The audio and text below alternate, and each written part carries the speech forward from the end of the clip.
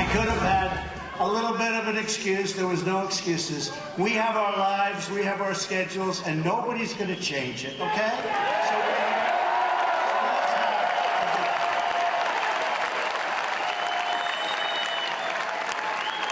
and if you don't mind, I'm going to tone it down just a little bit. Is that okay? Well, you're from Illinois. I had a feeling you might say that. Welcome back to Justice. That was President Trump addressing why he decided not to cancel a rally in Illinois tonight in the wake of that deadly synagogue shooting. As we've been reporting, 11 people are dead and at least 6 injured in Pittsburgh today. Here to talk about that, as well as more on the elections just over a week away, is former Trump campaign manager Corey Lewandowski. Corey, thanks for being here. Your take on what happened today in the synagogue? Well, a disgusting, terrible tragedy that the nation is going to mourn the loss of these individuals for a long time. But what we have to understand was what was the motive behind this.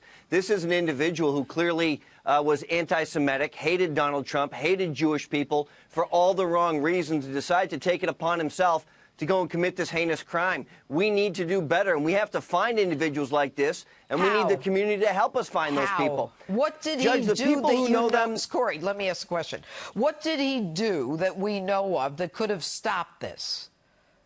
Well, we don't know, but what we need to know is who he interacted with on a daily basis. What was his rhetoric before? Were there any indications or signs that would have given us the opportunity to go and have a question and answer period with him about a potential tendency to go and commit a crime like this? We have to rely on the people who know him the best. Okay, yes. He put on a blog that he apparently had been taken off of because of his language, that he was tired of the HIAS, which is the, I think it's the Hebrew Immigration Aid Society, bringing in these immigrant caravans that come in to slaughter us. And so he was sick of it, and he was going to take care of it himself. And he said, I'm going in. So let's talk about monitoring that kind of stuff, Corey. I mean, what do you do there? Do you cross-check whether the guy has a license? And apparently he was a licensed gun owner. But how do we do that? Well, you know, Judge, the best scenario that I can remember is the San Bernardino killing. Do you remember that? Oh, yeah. Where the woman went, and what happened, if you remember, was the neighbors actually called the police and said, we think there's a problem next door. You need to go and investigate it. And the police dropped the ball on that one. And look, as a former law enforcement officer, Judge, I know how stretched the police are. But we need community people. When they see something that could be wrong, they need to let other people know about it. And we need to find out if his neighbors, his friends, if he had any, his colleagues, his family, ever were aware of him saying something that could have prevented this terrible tragedy from happening. But his neighbors say, Corey, that he was a nice guy, he was a quiet guy, he would say hello, the same nonsense you hear about every serial murderer, you know, in your career and in mine.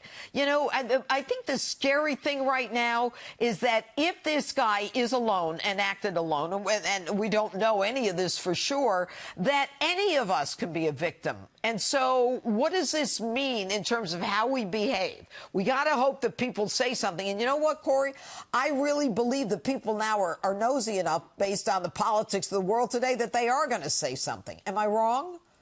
No, you're not wrong at all. And look, we need to be vigilant. We need to be vigilant in our communities, in our place of worship, and in our daily lives. Look, the world is a dangerous place, and this past week should remind everybody that anybody could be a victim. What took place today was a horrific tragedy that could have taken place not only in Pittsburgh, it could have taken place anywhere. In small towns and big towns, it could take place anywhere. So we need to be vigilant, and we need to do a better job as a community of looking for problems and reporting those problems. Okay, so let's say that this guy is a guy who is just a hateful guy, and he, you know, he hasn't been involved with anyone.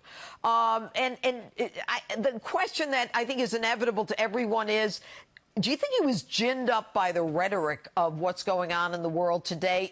Whatever side you're on, I don't really care anymore. That he felt and by the way, you said it right, he hated Trump, all right? But that this is a guy who, you know, just got fed up with it all and was going to take it out on innocent Jewish people in a house of worship.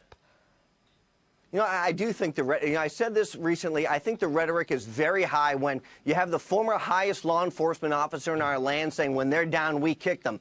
When you have Maxine Waters and others saying if you see them in a restaurant, get in their face, go after them, right? That is intolerable anymore, Judge. We've now seen exactly what has taken place by this visceral rhetoric on both sides, candidly. One individual is sending, bombs to individuals, and that's a tragedy. And now we see this disgusting display today. Look, we've got 10 days before an election. Right. And I fight every day as hard as I can for my team to win. But I want to do it fairly, and I want to do it in a manner that allows us to have conversations when it's over. And believe me, Judge, I want to win the election. I fight to win elections, but I'm not going to fight to the point where we're seeing people being killed over it. We need to do a better job as society, and we need to come together and have a conversation when this election is done or before to allow us to all remember one thing. We're the greatest country in the world. We need to work together to keep it that way. All right. You remember when Steve Scalise was shot on the baseball field. The shooter goes over and says, are they Republicans or Democrats? He gets the answer, the Republicans. He shoots them. Oh, we're all going to come together. Everything's going to get better. Didn't get better at all. Now what? No, you're exactly right. And I saw Steve Scalise just last week, and he's still walking with a cane. He's made a remarkable recovery.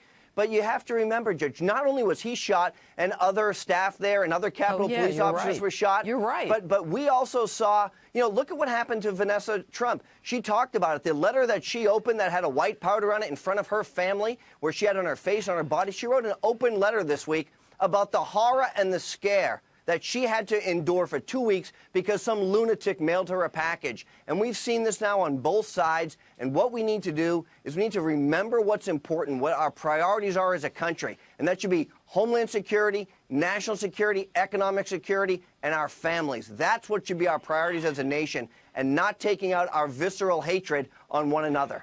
And it was kind of sad, Corey, I have to say, for me in particular, and I fought for a hate crime. I mean, I saw a lot of anti-Semitic behavior, and you kind of wish that was behind us in our history. But it's almost like a legacy that you continue to go after the Jewish people. I mean, why they're targeted so much, sometimes by the right and the left. I mean, it's just, it is mind-boggling. Anyway, Corey Lewandowski, thanks so much for being with us tonight. Good to see you. Thank you, Judge. All right.